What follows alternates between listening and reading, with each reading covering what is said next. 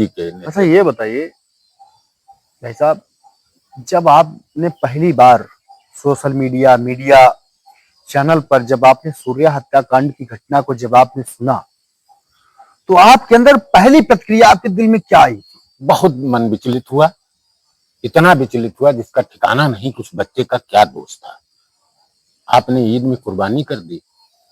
गुस्सा भी बहुत आया, बहुत गुस्सा आया। और फिर आप ये समझ लीजिए मैं किसी के यहाँ ईद में नहीं गया। ऐसे पहले जाते थे? पहले चले जाते थे, किसी के यहाँ बकरीद में नहीं गया हूँ, हमारे तमाम मिलने वाले। लेकिन वो घटना देख के फिर मन विचलित हो गया। हालांकि मैं उनको दोष नहीं देता जो हमारे मित्र हैं, लेकिन अच्छा, इस लगे हाथ हम पूछ ही लेते हैं। आप तो ग्राम प्रधान प्रतिनिधि हैं, एक सामाजिक व्यक्ति हैं।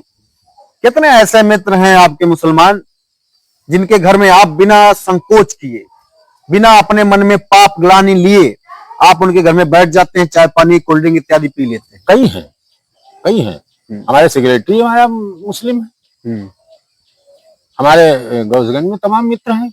वे बिना भेदभाव में बैठ जाता हूँ, चाय भी पीता हूँ। आज नहीं कई बार पिए। क्या लगता है इस घटना के बाद में कहीं ना कहीं मन में आपको खटास महसूस हुई? हाँ, थोड़ा सा संशय महसूस हुआ? थोड़ा सा संशय महसूस हुआ, लेकिन उन लोगों पे नहीं। अच्छा, जिहादी मानसिकता वाले। तो कैसे पता चलेगा जिहादी मानसिकता? आदमी प्रेम कर रहा है, प्रेम के बाद तमाम लव जिहाद के मामले आ जाते हैं। लोग पहले हिंदू बन जाते हैं, हिंदू ने मुस्लिम ही बन करके इतना प्रेम दिखाते हैं। जब मन की इच्छाएं पूरी नहीं होती हैं तो आदमी का कत्ल कर देते हैं, लड़कियों का कत्ल कर देते हैं, बलि चढ़ा देते हैं। मैंने कहा ना कि जो कैसे पता चलेगा कि ये लव जिहादी जो पढ़े लिखे लोग हैं या जिहादी है? पढ़े लिखे लोग हैं जिन्होंने मदरसा शिक्षा के अलावा अन्य शिक्षा भी ग्रहण की, उनके अंदर ये भावना अभी मतलब नहीं है। अभी आपने देखा था पीछे दिनों में अभी एक डॉक्टर जो थे, डॉक्टर वाली घटना आई थी ना, वो पढ़े लिखे थे? नहीं, तो उनको ब्रेन वॉश किया गया है। उनको तो वहां सोचने वाली बात है ना। वही तो बात। आखिर में हम भरोसा करें तो किस पे करें? किस पे करें भरोसा? जब पढ़े लिखे डॉक्टर जिनका काम है भगवान के रूप में देखा जाता है, कहते हैं कि अगर भगवान के बाद में, ऊपर वाले के बाद में अगर कोई नीचे है तो नीचे डॉक्टर ही भगवान माना जाता है।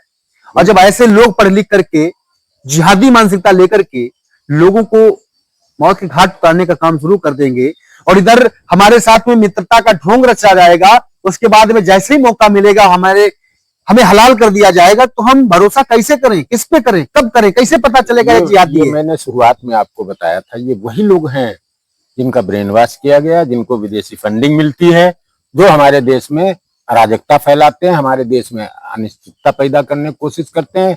ठीक बात है, हम मान रहे हैं आप, लेकिन हमारा प्रश्न ये है आपसे अशोक सिंह जी कि हम ऐसे लोगों को पहचाने कैसे?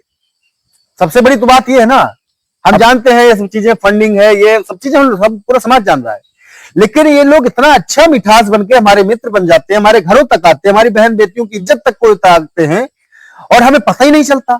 हमें पता जब चलता है जब वो सारी चीजें कहानी आगे बढ़ चुकी होती है। पहचानना होगा। कैसे पहचानेंगे? अब इस पर अमल करना होगा, लोगों को सोचना होगा।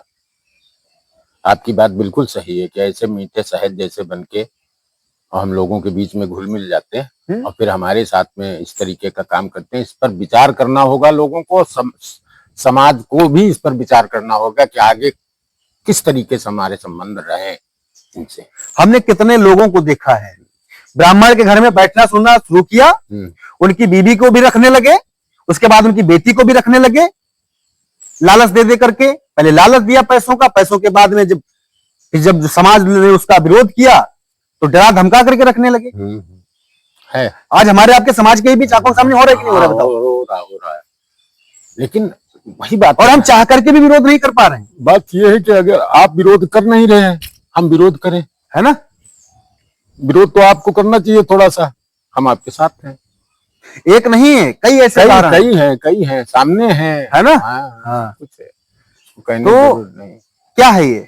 हमारे आप में हिंदुओं में क्या होता है, हम आपके घर में बैठते हैं, अगर हम आपको भाई कहते हैं तो आपकी बेटी को अपना बेटी समझते हैं। हम कभी गलत, आपकी बहन को मैं बहन समझता हूँ, है ना? ये हमारी हिंदू कल्चर है। अब उनका कोई कल्चर नहीं, वो तो अपने बहनों के साथ शादी कर लेते हैं, तो उनका कहाँ से कल्चर आएगा? लेकिन हमारे में हमारी चीजों को तो दूषित हो रहा है ना, हम लोग तो दूषित हो रहे हैं, हमारा तो वंशावली दूषित हो रहा है कि नहीं हो रहा है? हमारा तो बहुत तेजी से खराब हो। तो ये जो घटना हुई है, ये सिर्फ और सिर्फ सूर्या चौहान पर ही आप इसे हमला मानते हैं, या भारतीय समाज, हिंदू समाज की सोच पर आप हमला मानते नहीं हैं? नहीं नहीं, वो भारतीय समाज, हिंदू संस्कृत पर बहुत बड़ी चोट है। और ये घटनाएं एक नहीं तमाम तरीके की हो चुकी हैं। अब आप हमने देखा जब बुलडोजर चल रहा है तो लोगों को कष्ट हो रहा है। बुलडोजर नहीं चलना चाहिए। उस माँ से पूछो, उस बाप से पूछो, इसका बेटा गया है और तुम कहते हो बुलडोजर नहीं। चलो ये बुलडोजर वाली जो आप बात छेड़ी है तो मैं इस पे भी बात कर ही लेता हूँ। अच्छा ये बताइए, किसी भी माता पिता के 4 लड़के हैं, 2 बढ़िया अच्छे से पढ़ लिख गए, किसी को रोटी रोजगार मिला, किसी को नहीं मिला, कोई मजदूरी दिहाड़ी मजदूरी करके काम कर रहा है, बहुत मुश्किल से कोई आदमी घर बना पाता है। और किसी एक नालायक व्यक्ति ने कोई घटना घटित करती, तो वो बेचारे 3-4 माता पिता और उसके भाइयों का क्या दोष? नहीं, उनका कोई दोष नहीं। फिर उनको सजा इस बात की क्यों दी जाती है कि उनका बुलडोजर से मकान ढा दिया जाए? आप बताइए, इसको कैसे सही मानते हैं? ये लोगों का कहना है। नहीं, अगर जिसने गलती की, जैसे असद का मामला ही ले लेते, लेटेस्ट मुद्दा जो है असद का है। असद ने सूर्या चौहान का मर्डर किया, उनके साथियों ने मर्डर किया, इनका सबका इनकाउंटर कर देना चाहिए। असद का हो गया, बच्चे और जो 4-5 साथी उनका भी इनकाउंटर होना चाहिए, क्योंकि वो भी बराबर के दोषी थे। लेकिन ठीक है, लेकिन उनके घर के ऊपर बुलडोजर चलना, आप इसको सही मानते हैं? आप कह रहे थे उसी अकॉर्डिंग में पूछ रहा हूं। नहीं नहीं, सही तो हमारी समझ में तो सही नहीं है, लेकिन आप उनको पनाह देते हैं। आप ऐसी मानसिकता अपने घर में क्यों पलने देते हैं? इसका भी तो दोष है। आप उसके दोषी हमारे घर है, हमारा परिवार है, हमारा भाई है, कोई है। अगर कोई गलत काम करता है तो मैं इसको समझा ही तो सकते हो। अगर नहीं मानता तो क्या? नहीं मानता तो उसका फल तो हमको भी भुगतना पड़ेगा। हम गलत कर आएंगे तो हमारे भाई को भी भुगतना पड़ेगा। वो तो कंबाइंड फैमिली जब है तो वो भुगतना पड़ेगा। यही तो वो है। उसके लिए काहे चिल्ला रहे हो भाई? ये कैसा न्याय है? मैं यही पूछना चाहता हूँ। यहाँ चाहे हिंदू हो, न्याय नहीं है, ये न्याय नहीं है। हम इसको न्याय नहीं मानते हैं। हालांकि एक मॉडल हो सकता है कि आदमी के अंदर डर भरना, और उसको ये बात के लिए पहले विचार करना कि अगर आप अपराध करते हैं तो याद रखना कि आपके साथ पुश्तें तबाह हो जाएंगी।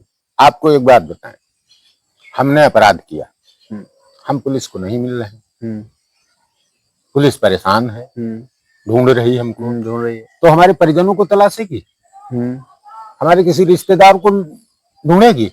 अब उसमें कह दीजिए रिश्तेदार और परिजन का क्या दोष है? रिश्तेदार और परिजन का दोष है, वो हमारे रिश्तेदार हैं, ये उनका दुर्भाग्य है, ये उनका दुर्भाग्य है। वो हमारे रिश्तेदार, हमारे जैसे अपराधी के रिश्तेदार, ये होता है। नहीं ठीक है, तो वहां पे पुलिस को परेशान थोड़ी करती, पुलिस जो है पूछताछ के लिए बुलाती है। अरे भैया, पुलिस बुला नहीं, उठा लेती, रात को उठा लेती। और उठाना उसका धर्म बनता है। जब अपराधी नहीं मिलता है तो उठाएगी। अच्छा, हम आपसे पूछते हैं, उत्तर प्रदेश के कानून व्यवस्था को अगर आपको 10 में से नंबर देने हो, कितने नंबर देंगे?